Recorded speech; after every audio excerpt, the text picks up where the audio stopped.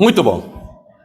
No início do século passado, um engenheiro chamado Carl von der Sage, ele trouxe uma solução muito boa, que até o dia de hoje todos nós, ou a grande maioria de nós, somos beneficiados com a solução que ele entregou.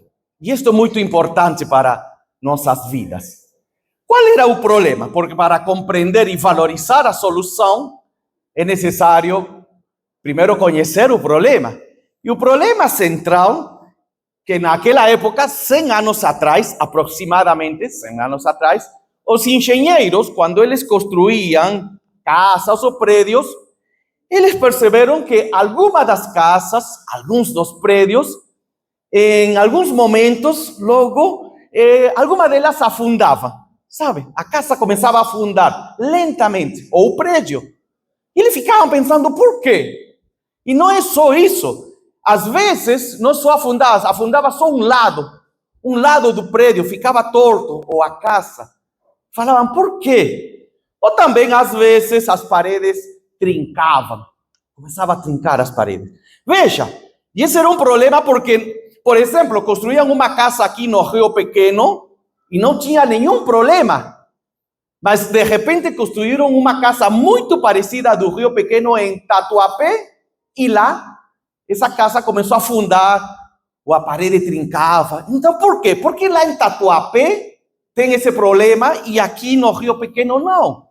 E estamos falando de prédios, estamos falando de construções diversas que existiam. Então, eles ficavam pensando, por quê? Por que temos este problema com as construções e não em todo lugar?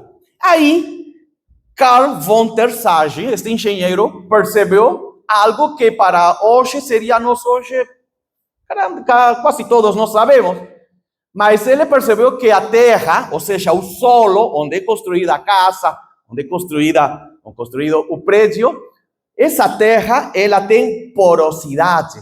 Isso é muito importante. Ainda que no olho humano não é perceptível, sabe? Não é perceptível. Mas dentro da terra, onde é construída a casa, o prédio, tem porosidade muito pequenas partículas de ar e de água. E dependendo da região, isso é maior. Veja, no olho humano não é possível enxergar. Só que então, às vezes, aqui, por exemplo, usando o exemplo do início, no Rio Pequeno a terra não tem tanta porosidade, já em Tatuapé, aí sim.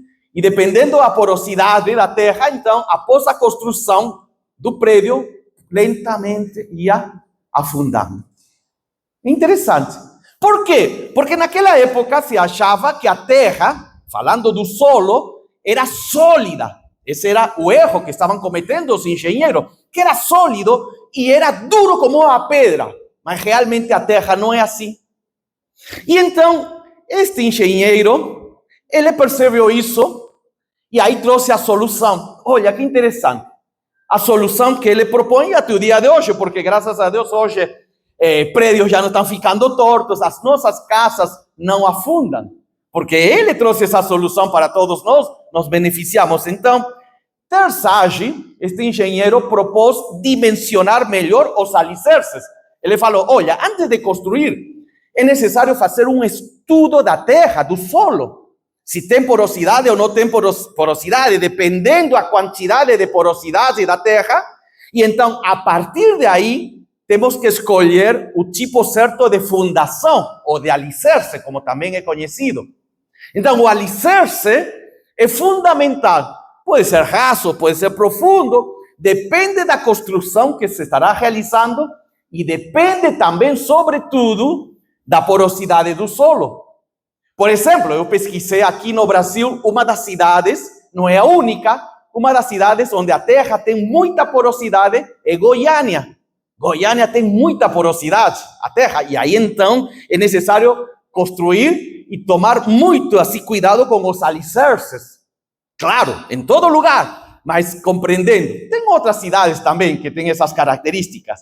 Mas veja, quando eu olho para esta história, aprendo uma questão importante. que se nós queremos ter êxito em algo, falando de um prédio, uma construção, queremos que essa construção tenha sucesso, é importante os alicerces. Então, a importância dos alicerces. Os alicerces não se veem, não se enxerga, ela está aí, debaixo da construção. Só que é extremamente importante. Se essa construção não tem bons alicerces, ela pode afundar, pode ficar de lado, um lado para o outro, torto, a construção ou a rachadura das paredes. Então, claro que nenhum de nós quer construir uma casa e logo ter esses problemas. Nenhum de nós quer construir uma casa e ter esses problemas. Então, Terzaghi, esse engenheiro com muita sabedoria, falou, se você quer evitar esses problemas no futuro, cuida dos alicerces. Cuida dos alicerces. As fundações, as bases são muito importantes. Se cuidamos das bases, vamos ter sucesso com o demais. Então, através desta história, me lembrei de um livro que eu li faz muitos anos atrás. Este livro foi escrito por Bernardinho. Bernardinho é conhecido por muitos, ou reconhecido neste caso, como o melhor treinador de vôlei do Brasil, o mais exitoso. De fato, ele treinando, os seus times ganharam muitas medalhas de ouro. Realmente, ele é um treinador de sucesso. E eu lembro que quando li o livro, que traz ensinos interessantes, só que um deles marcou, um ensino que Bernardinho comenta no livro me marcou. Diz assim, fizeram a seguinte pergunta a ele, Bernardinho, quando você convoca um jogador para a seleção brasileira de vôlei, convoca alguém, ele chega aí no teu time, você ensina os fundamentos, as bases do vôlei. Veja, que coisas são fundamentos, as bases do vôlei? São movimentos básicos para que venha o jogo a acontecer. Por exemplo, o saque. O saque é uma das bases, um dos fundamentos do vôlei. Então, você ensina isso. Outra, a recepção. Outro movimento. Outro, o ataque. Vamos. Então, isso existe no vôlei, como no futebol também existem seus fundamentos. Todos os esportes têm. Mas falando do vôlei, já que o Bernardinho é treinador de vôlei, fala, você ensina essas bases, fundamentos aos teus jogadores? E olha o que ele respondeu. Eu não sou um técnico que ensina fundamentos, ou alicerces, neste caso, a bases. Não ensino. Como? Você não ensina? Não, eu não ensino. Então, qual é a tua responsabilidade como técnico da seleção brasileira ou de outros times de vôlei? Ele diz assim, eu sou um gestor de pessoas que busca extrair o máximo potencial de cada um. Eu observo o jogador e eu ajudo a ele para que ele venha a desenvolver o máximo do seu potencial. Então, eu não ensino as bases, as fundações, os fundamentos do vôlei. Ele já tem que saber.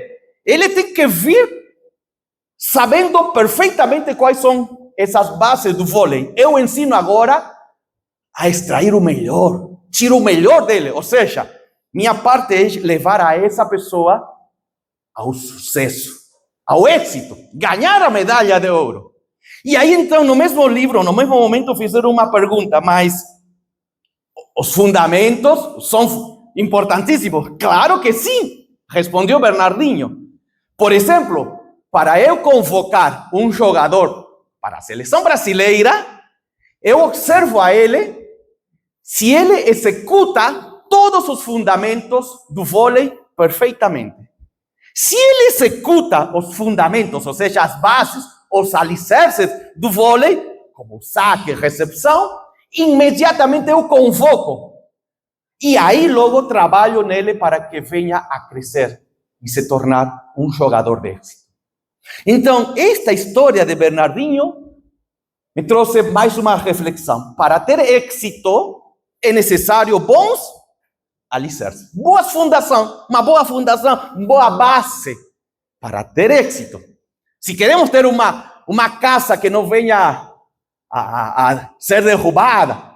Então precisamos de bons alicerces. Se queremos ter uma carreira exitosa no vôlei ou qualquer outro esporte, as bases são importantíssimas. Olha que interessante.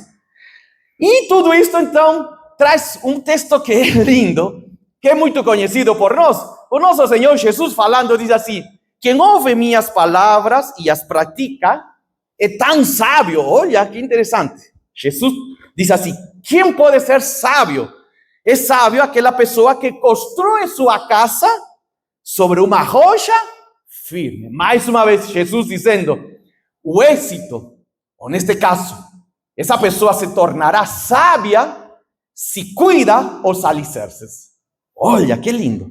Essa pessoa realmente terá sabedoria aqui, na vida, no nosso mundo, se ela cuida das bases, porque são fundamentais. E essa casa, diz assim, essa casa, quando é construída sobre um bom alicerce, quando vierem as chuvas e as inundações, ou seja, vai passar também por tempestade. Mas olha, e os ventos castigarem a casa, ela não cairá, pois foi construída sobre rocha firme. É aquilo que estava falando desde o início.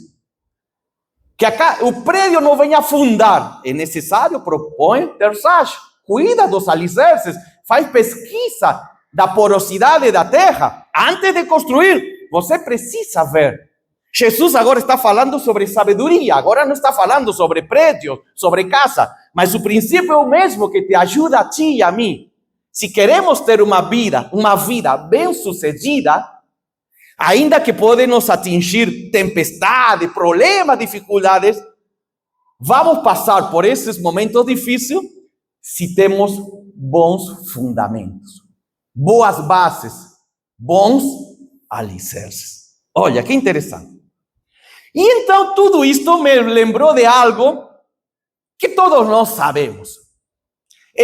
Quando as bases, falando de alicerces, veja, quando os alicerces começam a ser corroídos, e isto é bem interessante, sabe que com o tempo aquela construção pode cair.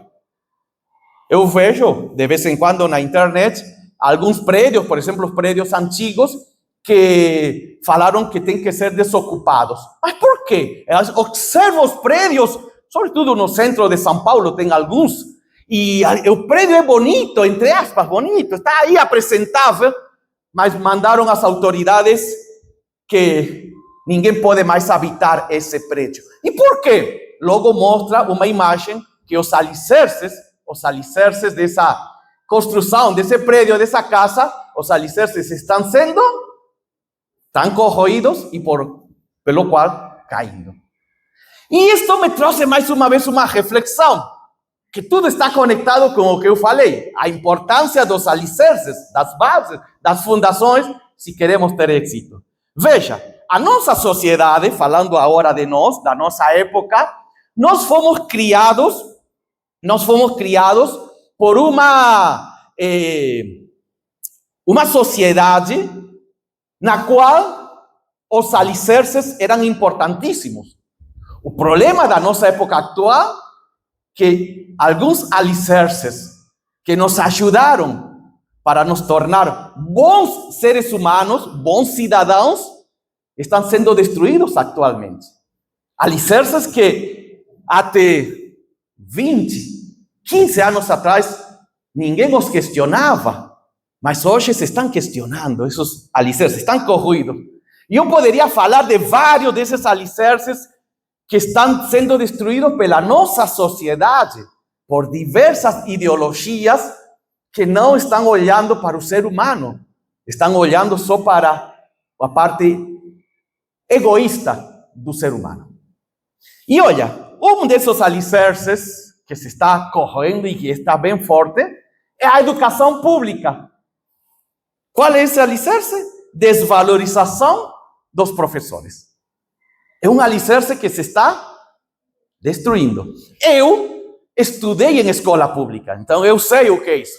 Todo o tempo estudei escola pública. Primeiro grau, segundo grau. Na minha época, e eu acredito que era parecida a vocês, de vez em quando um aprontava em sala de aulas. Aprontava, claro que sim, aprontava. Aí o professor, a professora, nos chamava a atenção, nos dava a vezes um castigo e escrevia uma ocorrência, a vezes no caderno, e falava: ensina a tua mãe, usualmente era a mãe que cuidava desses detalhes, ensina a tua mãe aquilo que você fez, a ocorrência, e me traz amanhã assinado pela mãe. Nossa, esse era um momento terrível. Chegar em casa com isso e falar, não? Aí eu às vezes também aprontava e mostrava a mãe, a professora falou que tem que assinar. Aí, claro, imediatamente a minha defesa: eu não fiz nada. Eu não fiz nada, mamãe, eu não fiz nada. E a mãe respondia: então, a professora é louco, porque escreveu algo que você não fez. Nossa, que professora louca que você tem. Não, falava a mãe, foi você. Eu conheço essa professora. E ela não escreveria algo assim de você, se é que você não aprontou. Então, você aprontou, e a professora, olha, pediu que eu assinasse e saiba. Era assim que mamãe falava. Eu conheço essa professora é boa. Se ela chamou a atenção é porque você fez algo de errado, César. Assim fui criado. Esse era o alicerce. Se valorizava ao professor. Mas hoje se destruiu esse alicerce. Hoje chega a criança: mamãe, a professora... Quê? Que não sabe que esse professor, essa professora, com quem se meteu? Com meus filhos eu viro uma onça, ou viro um leão. Vou processar essa escola, vou processar esse professor. Ainda que essa mãe, esse pai, sabe muito bem quem é seu filho, sua filha. Mas por que mudou isso? Porque se desvalorizou o professor. É um alicerce que está sendo corroído. E sabe, essa desvalorização do professor, tem outras mais nesta sociedade atual, tem muitas, ok? Esta sociedade que está guiada por ideologias muito individualistas, egoístas, onde o importante sou eu, o demais não importa. Esta sociedade nos está destruindo e está destruindo a seguinte geração. Porque eu acabo de falar no início que para, por exemplo, um prédio não afundar, precisa de bons alicerces. Se a nossa sociedade tiramos os bons alicerces, a nossa sociedade afunda, cai. A nossa sociedade começa a rachar. E é o que eu acho, infelizmente, pode acontecer daqui a poucos anos. Mas falando sobre a desvalorização dos professores, um alicerce corroído. 3 coisas que eu vejo. Primeiro, existe a desacreditação. Então, desacreditar o professor na frente do filho. Isso é muito comum, se está tornando comum. Desacreditar ao professor diante do filho. Aí, então, muito pai ensina ao filho o seguinte, frase como: esse que falou esse professor? Falou isso? Esse professor não sabe de nada, filho. Esse professor não sabe de nada. Eu sei mais que esse professor. Olha, esses professores não sabem de nada, ensinam cada coisa. Outra frase: você não precisa, filho. Você não precisa ouvir tudo que te ensina esse professor, essa professora. Não precisa. Não precisa te ouvir. Sabe o que isso gera? Porque estamos falando que o que se constrói ou se destrói. Estamos gerando filhos que se tornarão adultos que não respeitam a autoridade. Que não respeitam a autoridade. Afinal, quem é esse professor? Quem é esse professor? Não manda em mim. Quem é esse professor? Professora? Esse não sabe de nada. Eu que tenho 9 anos, sei mais que esse professor. Isso que estamos ensinando. Então, destruímos todo tipo de respeito à autoridade. E aí eu poderia incluir também, isso não só é como o professor também falam mal do pastor, falam mal do chefe, todo mundo, todo aquele que tem uma posição de líder. Então, esta sociedade atual está destruindo as bases, os alicerces. Outra, também essa é muito comum, culpar o professor por tudo. Nossa, é culpa do professor, é culpa do professor. Meu filho não tirou 4 de nota, é culpa do professor que não ensina bem. Não, é seu filho que não estuda. Esse é diferente. Oh, meu filho, de novo, olha, reprovou. Meu filho, é culpa dessa escola, preciso trocar essa escola. Não, não. É você que não coloca disciplina, não instrui a sua casa nos horários, certo? Deixa muita liberdade. Então, é culpar ao professor. Quando o aluno, então, apresenta baixo rendimento, problema de comportamento, você culpa ao professor. Só que sabe que o que gera isso? Gera nesse ser humano, que ainda é uma criança, que ele não é responsável por seus atos. Isso é que está ensinando. Então, quando essa criança se torna adulto, como se está destruindo este alicerce, eu não sou responsável. Eu roubei porque o outro também rouba. Então, não sou responsável. Oh, que bonito. Não, eu bati o carro porque eu estava com pressa também. Ele que não me vê. Então, é o outro culpável. Você passou um sinal vermelho, mas eu estava atrasado para o trabalho. Não, mas você não respeitou o sinal vermelho. Não, é o outro culpável. O outro tem que ver que eu estava com o horário atrasado. Isso que estamos gerando. Seres humanos que não se responsabilizam por seus atos. Tudo porque se está destruindo os alicerces. Veja que interessante a importância dos alicerces. E a terceira, agressões verbais e até físicas ao professor. Isso se está tornando muito comum. Professor com síndrome de pânico, com medo de trabalhar, com uma ansiedade porque o aluno ameaçou com arma, inclusive, ou até às vezes agrediu fisicamente. Professor pedindo trocar, ou às vezes nem quer mais ser professor, vai trabalhar em outra área, porque ninguém aqui, o diretor, ninguém pode, não mexe com essa família, porque eles são violentos. É alicerce que estão destruindo-se atualmente. E isso que gera em nós também, ou na nossa sociedade, isso gera que essa criança que agride física, verbalmente, nunca vai valorizar a outro ser humano. Nunca vai amar. Então, se torna adulto, amar a quem? Não, eu faço o que eu quero, e se não me obedecem, eu vou manifestar meu ódio, minha raiva com atitudes físicas ou verbal. Olha, tudo isso por quê? Porque os alicerces se estão corroendo. Só falei de um. Tem muitos alicerces que esta sociedade atual, que chega através de mídia, através de pessoas influenciadores, estão ensinando. Novelas ensinam isso. Oh, meu Deus, como ensina. Destrói os alicerces. Destrói os alicerces no qual você construiu sua vida, que sua mãe e seu pai construíram a sua família.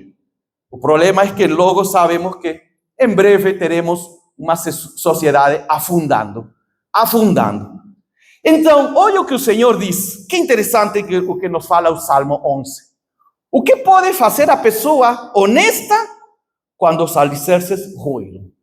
Essa é essa pergunta que o Senhor já fez muitos miles de anos atrás e que está no livro de Salmo. O que pode fazer uma pessoa honesta que quer criar filhos que se tornem responsáveis, amorosos, em uma sociedade onde continuamente nos está ensinando tudo o contrário? Estou falando agora, não estou falando de questões, não, você assiste isso na internet, vídeos falando, não respeita, quem é o pastor para que te ensine, te mande, quem é o chefe para que te venha, quem é? Isso que estão ensinando muitos influenciadores, e que estão aí dizendo isso aos nossos filhos, aos nossos adolescentes, e a nós mesmos, porque tem adultos também destruindo os alicerces.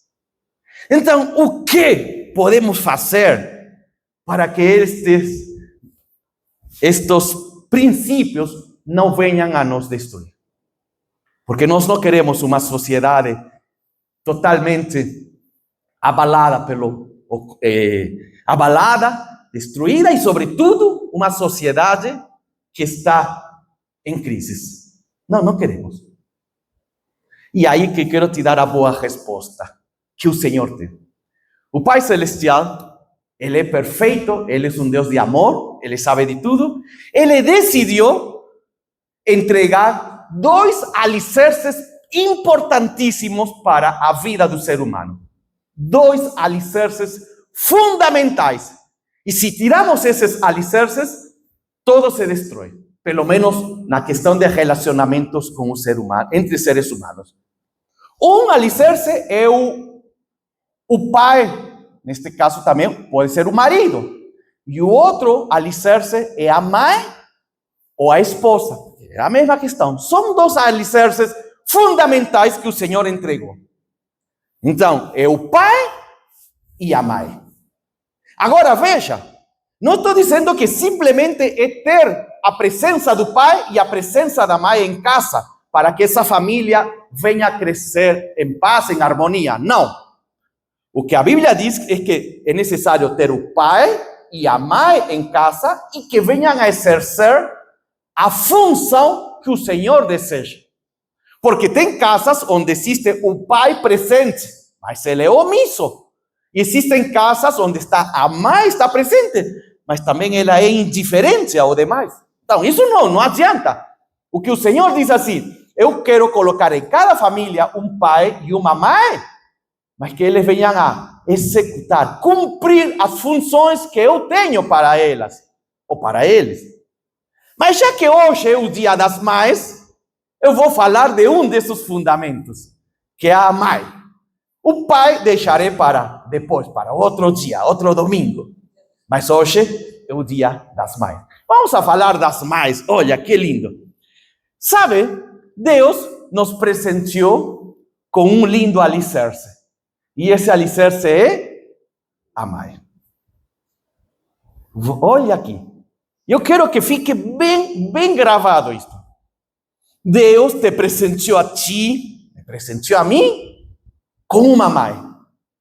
E essa mãe é um alicerce importantíssimo em nossa vida, o qual nos levará a crescer, nos ajuda no crescimento, no nosso desenvolvimento espiritual, mental, emocional e, sobretudo, sabe o que? Nos levará, essa mãe, se ela cumpre o propósito do Senhor, nos levará a ser homens, mulheres bem-sucedidos. Sério? Ah, pastor, estou falando de uma mãe que executa, cumpre os propósitos do Senhor, o qual está na Bíblia escrito. Mas como assim, pastor? Olha, eu quero mostrar só um texto bíblico. E este texto é bem interessante. Como Deus se compara. É muito lindo quando Deus se compara com características humanas. Diz assim o Senhor: eu os consolarei em Jerusalém, como a mãe consola. Olha o que o Senhor está dizendo. Que o consolo do nosso Pai Celestial é igual ao consolo que nós recebemos das mães. Isto é muito forte, meu querido, minha querida.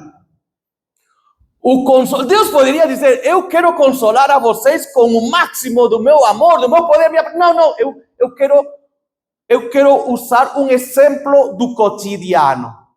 O exemplo do cotidiano é o consolo que recebemos das nossas mãe. Porque algo em o qual a mãe é especialista é em quê? Em consolar. A mãe é especialista em consolar. Eu lembrei, quando estava preparando esta palavra, lembrei que eu tinha 9 anos de idade. Olha, estava 9 anos de idade, e naquela época ainda era criança. Eu era bem tímido, inocente, tudo bem fechadinho, caladinho, e não, um fala em espanhol, é inocente, não fala muito, reservado. E um dia eu queria ser escoteiro, participar do grupo dos escoteiros. E aí minha mãe me colocou, eu gostava da roupa dos escoteiros, e me colocou aí em um grupo dos escoteiros perto de casa, na região, e os escoteiros fazem diversas atividades. E eu lembro que era um dia sábado, lembro perfeitamente. Veja, estava com 9 anos de idade. E aí os escoteiros programaram uma reunião em outro bairro, onde se iam reunir com outros grupos escoteiros. Aí, muito bom, minha mãe falou, você quer ir? Eu quero ir. Me reuni com outros. Legal. E todos os escoteiros do meu grupo nos reunimos em um parque. Era aí o lugar do encontro, o parque. E eu fui, minha mãe me levou e estávamos aí no parque, sabe? Aí, há pouco tempo, um dos líderes falou assim, vamos, porque no outro bairro todos subimos nesse ônibus. E realmente, todos subimos no mesmo ônibus e esse ônibus nos levou até aquele outro bairro. E esse encontro foi bom, maravilhoso. Aí, de repente, já era 6 da tarde, por aí, quase 7 da noite, e é para voltar, acabou a atividade. Tudo bom? Neoveano, pequenininho. E aí, de repente, eu vi que parte do meu grupo de escoteiro, subiram em um ônibus. Ao final, para chegar, foi de ônibus. E eu também subi, correndo, segui. Segui. Aí eu fiquei, de repente, ficou de noite. E o ônibus ia.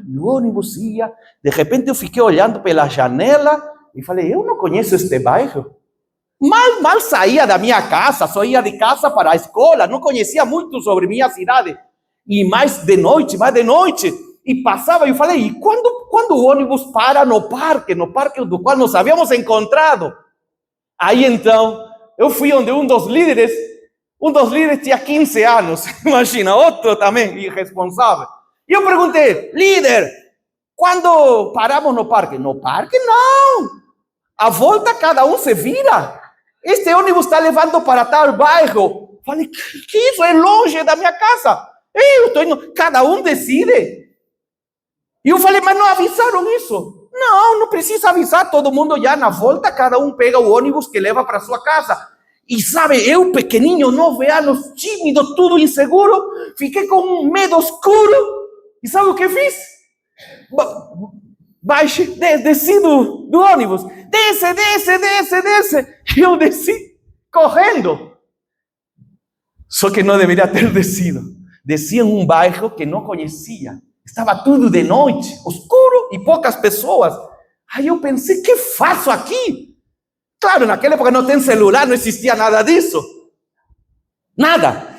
Aí eu comecei a usar minha cabeça. E eu lembro que minha mãe, meu pai sempre falava, você, nos momentos difíceis, fique tranquilo, não fique apavorado. Aí eu olhei, fiquei vendo, falei, bom, o ônibus veio de lá para cá, então vou fazer a rota contrária. 9 anos de idade. Comecei a ir, sabe, no sentido oposto que a direção do ônibus.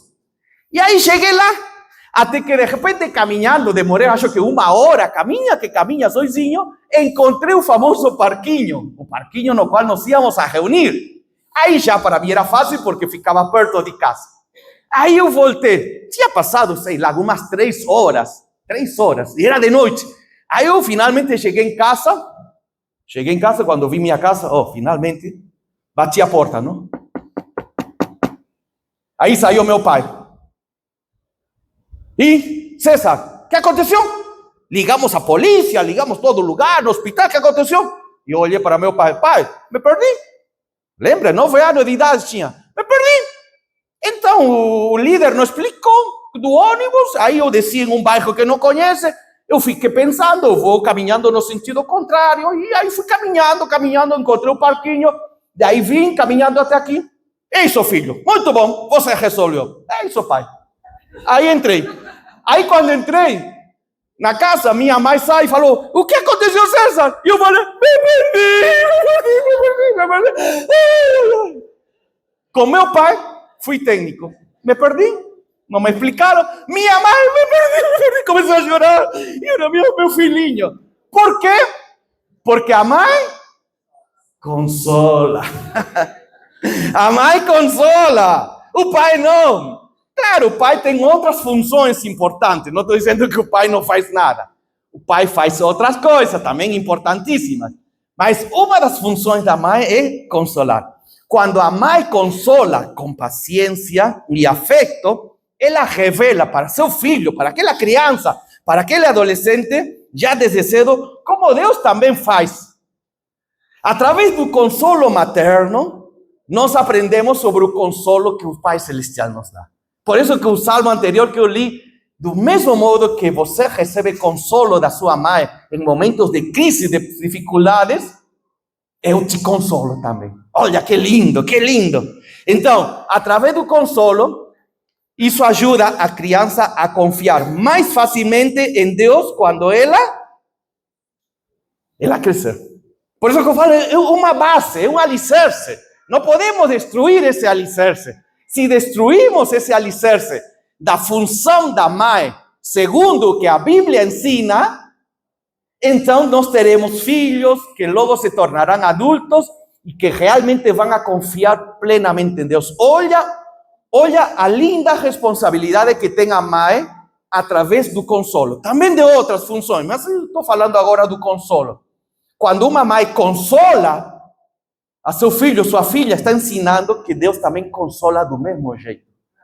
Até o dia de hoje eu lembro disso, 9 anos de idade tinha, eu lembro como minha mãe me consolou esse dia. E eu falei, eu não quero participar nunca mais dos escoteiros. Falou, chega para mim escoteiro. Então, o consolo de uma mãe, e você mãe que está aqui, e você filho que alguma vez recebeu consolo, uma ou várias vezes, um consolo de uma mãe é um dos vínculos, e isso que eu quero te dizer, é um dos vínculos mais profundos que um ser humano pode experimentar. É isso, por isso que o salmo anteriormente lido fala, eu consolarei como a mãe consola seu filho. Então, quando tiramos o consolo, essa função, esse alicerce que é a mãe, então criaremos seres humanos totalmente fragilizados. Quando um filho está ferido, com medo, triste, nos braços da mãe, que encontra? Que encontra quê? Segurança, consolo. Quando a pequena criança tem pesadelo, a quem chama? A quem chama? Mamãe, grita. Não chama papai. Porque nesse momento do pesadelo, que está com medo, com ansiedade, tudo, o pesadelo foi terrível, lembra que a única pessoa que pode dar paz, tranquilidade, segurança é mamãe. Por isso que chama mamãe. Quem ensinou isso a ela? Ninguém. A criança já percebe, neste momento de fragilidade, quem me dá segurança é mamãe. Por isso que Deus diz assim, eu quero te consolar. Eu quero te consolar. É o que Deus diz. Usa nossas mães, mas sobretudo Ele quer consolar. Talvez você não tenha sua mãe atualmente. Ela já um bom tempo atrás faleceu. Como é no meu caso, minha mãe já não está aqui entre nós. Mas então agora ninguém me pode consolar? Não. O consolo continua. Agora é da parte do Senhor. E isso que eu quero te dizer. Deus usou as nossas mães para nos ensinar algo lindo. Que Ele deseja nos consolar. Em todo momento, em toda circunstância. E é sobre isso que eu quero lembrar neste dia lindo. No Dia das Mães, lembremos que ela nos consola. Mas sobretudo, se algum dia ela já não está presente entre nós, ou às vezes ela pode estar, mas não é uma mãe omissa, lembremos que o Senhor não. Ele não se afasta e Ele nos consola. E aí eu quero te dizer que o consolo de Deus é algo pessoal. Olha, diz assim, eu os consolarei. É algo pessoal. Diz assim, Deus diz assim, eu quero te consolar como uma mãe. Uma mãe não consola todas as crianças do planeta Terra, da cidade, do bairro. A mãe consola ao filho dela e dele. Do mesmo modo, Deus diz assim, o meu consolo é pessoal, é íntimo. E não é algo que eu simplesmente faço assim, eu vou consolar a todos do Rio Pequeno, amanhã passo pela Vila Sônia, depois de amanhã estarei aí na região do Brás. Não. Ele nos consola de um modo individual constantemente, pessoal, íntimo. E isto é muito importante. Por quê? Porque a sua presença identifica, seu consolo identifica em que áreas nós estamos fragilizados. Porque se fosse assim, a nível de um grupo, não teríamos como. Eu vou curar hoje, eu vou consolar através de cura. mas eu não estou doente, meu problema é outro.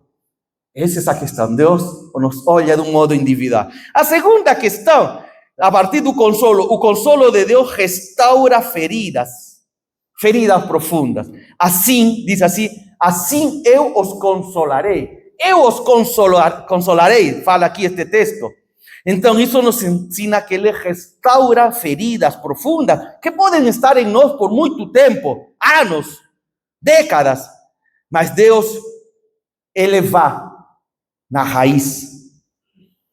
Ele sabe o que está gerando aquela situação que nos fragiliza. E esse é o ponto. Não é simplesmente uma cura superficial.